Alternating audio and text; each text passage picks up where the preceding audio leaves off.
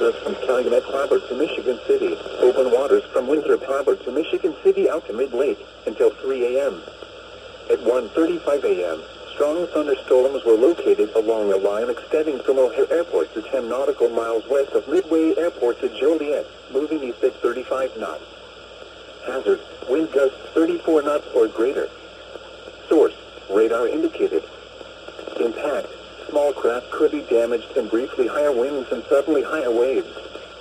Locations impacted include Harrison Beaver, Crib, Wilmette Harbor, 31st Street Harbor, Monroe Harbor, Burns Harbor, Calumet Harbor, Indiana Harbor, Burnham Harbor, Hammond Marina, Jackson Hart Harbor, Marina Shores at Dune Harbor and 59th Street Marina.